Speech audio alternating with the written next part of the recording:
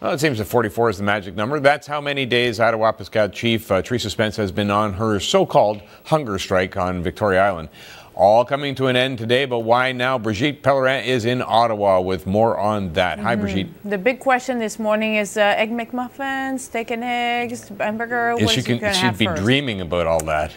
Probably. And which one is she going to go for the first? I think all the cameras in town will be following her moves right after that honor ceremony is conducted later this morning. Listen, we're making a big deal out of this, but I think this is Teresa Spence having managed to, with the help of other people, including, I am told, Bob Rae, the interim leader of the Liberal Party, to find a way out that saves face. There are some reports also this morning that her own band council has apparently perhaps threatened is a big word, but intimated that if she did not go back to Attawapiskat, they might actually think about removing her from office.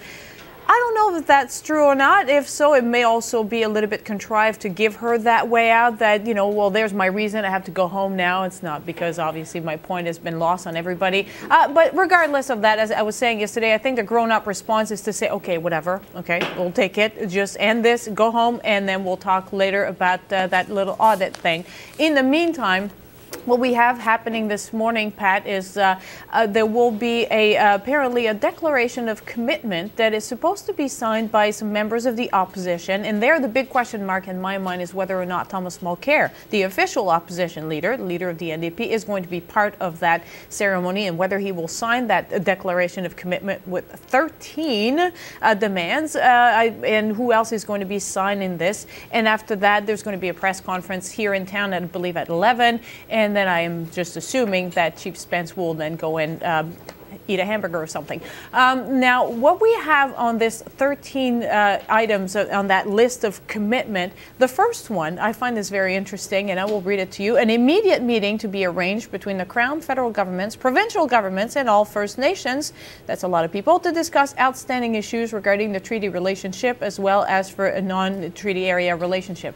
This, to me, is a big one because that's exactly what she was asking for in the first place. She didn't get it. That's why she has to go home. But in her going away home party with the declaration of commitment, that's the first thing she's asking for. So it seems to me that she's not quite getting the message here. Numbers 7 and 8 I also found interesting is that there's a comprehensive review of bills 38 and 45, along with number 8, ensure that all federal legislation has the free, prior and informed consent of First Nations where inherent and treaty rights are affected or impacted. I think that means everything. And then number 13, I enjoy that one. I think people will especially like that one. That will implement the United Nations Declaration of the Rights of Indigenous Peoples. And then I put in my own number 14 after lunch, world peace. What? That's as reasonable as her demands. Yeah. As you point out, where is she going to have lunch? Well, maybe in between. Well, in between number 7, 8, and 13. I think this is when she has lunch, and then we have 13, and then 14 is a world peace. Yeah. So, and who else has signed on to this? I mean, as you point out, the opposition leaders, but we don't know whether they're going to come to this. I think they're calling it a walking out ceremony. But for instance, have other First Nation groups signed into this as well? Well, as far as I know, at the moment, nobody really has signed on to this. There's a lot of rumors about who might be signing on to this. No, we have our own camera guy out there now waiting for things to happen to record this for posterity. At this point, the ceremonial meaning of all this is getting honestly lost on me. But who will be signing this? This is the big question. It's supposed to happen this morning, so we'll see when it happens. I expect the Liberals, some NDP members, and perhaps some First Nations leaders as well. But at the moment, nothing is confirmed, but we're on it.